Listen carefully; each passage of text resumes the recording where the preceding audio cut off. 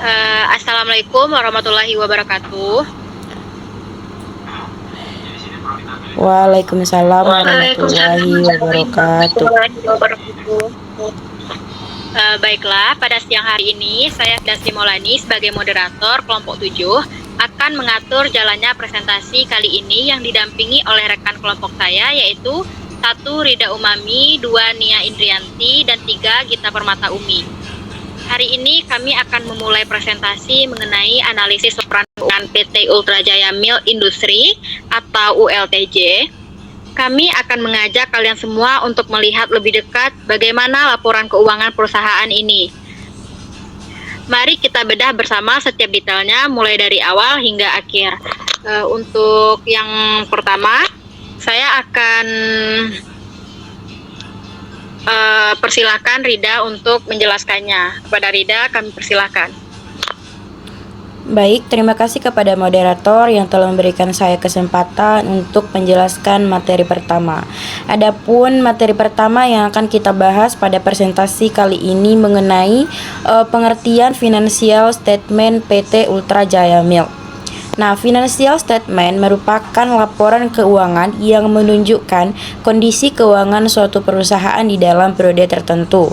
Nah, laporan keuangan ini biasanya akan memberikan informasi tentang aset, liabilitas, ekuitas, pendapatan, beban, dan laba rugi atau arus kas suatu perusahaan.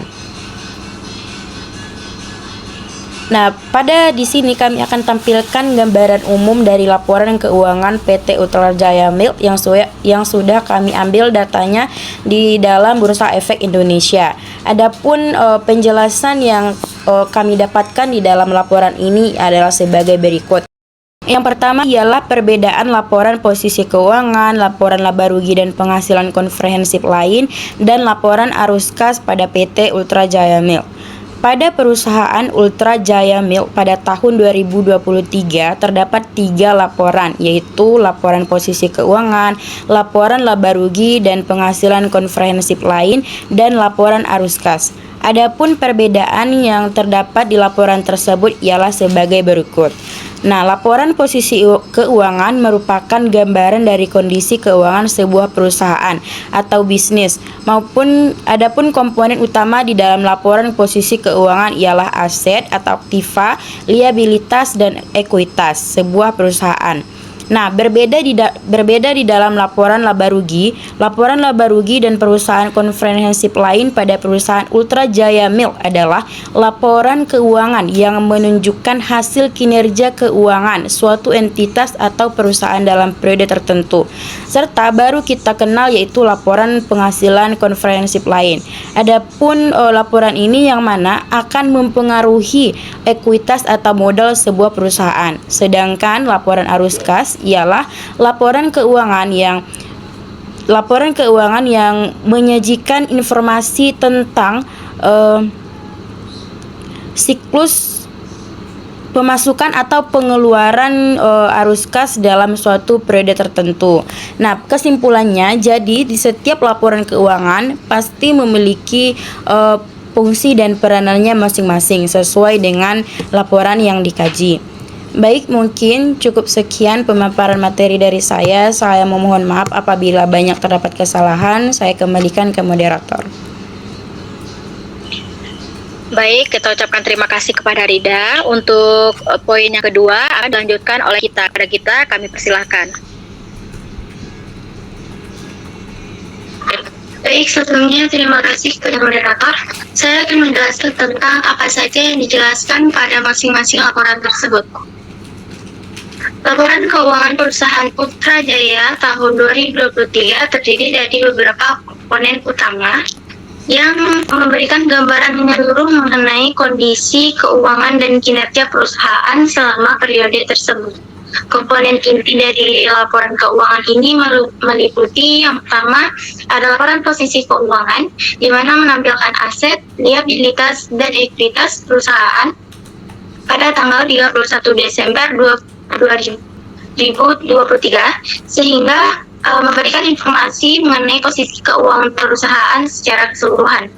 Kemudian ada laporan laba rugi dan penghasilan komprehensif lain yang menginformasikan hasil operasi perusahaan selama tahun 2023 termasuk pendapatan, beban, laba atau rugi, serta penghasilan komprehensif lain yang belum direalisasikan. Kemudian yang ketiga ada laporan perubahan ekuitas, di mana menjelaskan perubahan dalam ekuitas perusahaan selama periode pelaporan mencakup modal, saham, laba ditahan, dan komponen ekuitas lainnya. Kemudian ada laporan arus kas, di mana menyajikan aliran kas masuk dan keluar dari aktivitas operasi, investasi, dan pendanaannya yang membantu dalam menilai likuiditas dan kemampuan perusahaan untuk memenuhi kewajiban jangka pendeknya. Kemudian selanjutnya ada banyak kas dan staf, aset tetap dan aset biologis. Saya jelaskan secara singkat.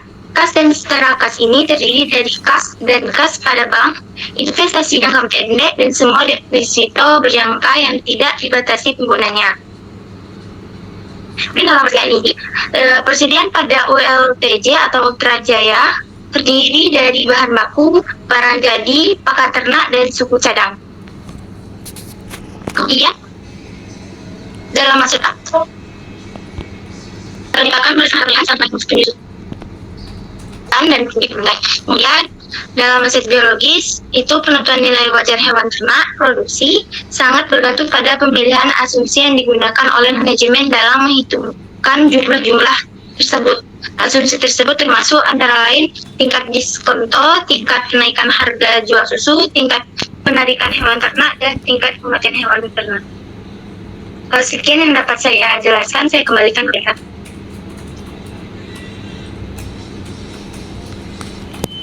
Baik, selanjutnya ada hal baru dalam laporan keuangan PT Ultra Jaya yang akan saya jelaskan dan bersama rekan saya nanti. Untuk yang pertama ada hal baru itu ada nama akun. Nama akun yang asing kita dengar ada yang pertama adalah piutang retensi. Piutang retensi merupakan uang yang berhak diterima Ultra Jaya tapi ditahan sementara oleh pelanggan sebagai jaminan mutu. Saldo normal itu berada di sisi debit. Yang kedua ada piutang subsidi, yaitu akun yang muncul karena Ultra Jaya berhak menerima dana dari pemerintahan tapi dananya belum cair. Selanjutnya ada piutang margin, ialah klaim perusahaan untuk menagih kekurangan dana kepada nasabah. Akun ini juga termasuk ada aset memiliki saldo normal debit. Selanjutnya ada hewan ternak produksi, yaitu adalah salah satu aset paling menarik. Sapi perah Ultra Jaya yang menghasilkan susu dicatat sebagai aset biologis. Selanjutnya ada aset ijarah. Aset ijarah ini adalah aset milik Ultra Jaya yang disewakan dengan skema sewa menyewa syariah. Karena ini aset yang menghasilkan pendapatan sewa bagi perusahaan, saldo normalnya adalah di debit. Yang kedua ada kewajiban dan ekuitas. Yang pertamanya ada utang tanaman industri, yaitu kewajiban Ultra Jaya untuk membayar biaya terkait penanaman atau pemeliharaan tanaman yang digunakan untuk produksi. Hal ini adalah kewajiban perusahaan sehingga saldo normalnya itu ada di kredit. Yang selanjutnya ada beberapa utang lain seperti utang trust receipts, ada utang koasuransi dan utang reasuransi. Dan yang terakhir ada saham treasury. Saham ini bukan aset melainkan pengurang ekuitas. Saham treasury ini adalah saham yang dibeli kembali oleh perusahaan itu sendiri karena mengurangi ekuitas. Saldo normalnya adalah debit yang bertentangan dengan saldo normal ekuitas. Itu beberapa akun yang mungkin baru saja kita dengar pada laporan keuangan PT Ultra Jaya ini. Untuk lainnya akan dijelaskan oleh rekan saya yaitu Nia Indrianti.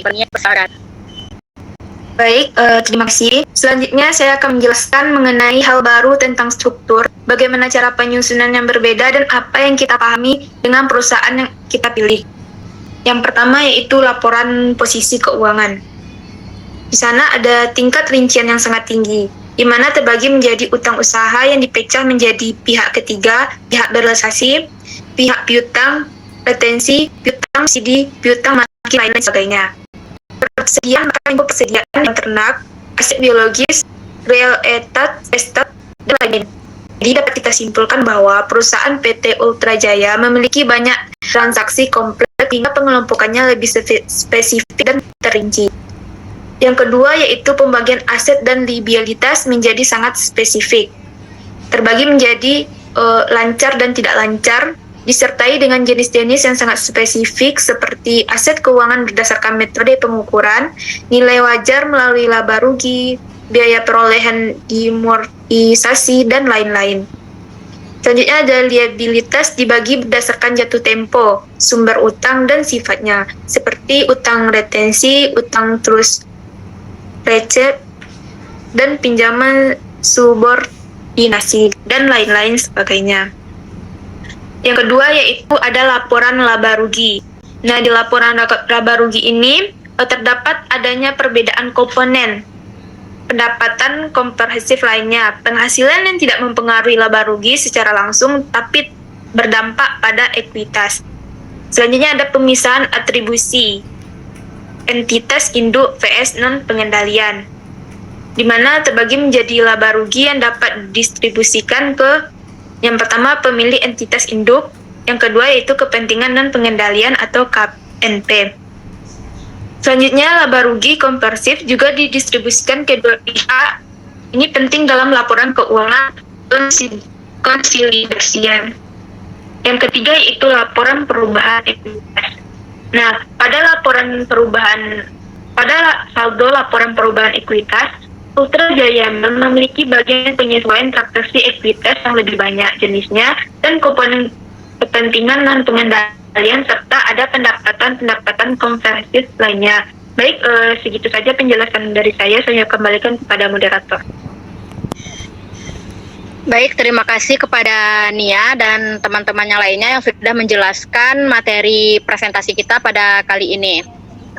Untuk kesalahan dan kejanggalan mohon dimaafkan. Kami tutup presentasi ini dengan Assalamualaikum warahmatullahi wabarakatuh. Waalaikumsalam warahmatullahi wabarakatuh. Waalaikumsalam warahmatullahi wabarakatuh.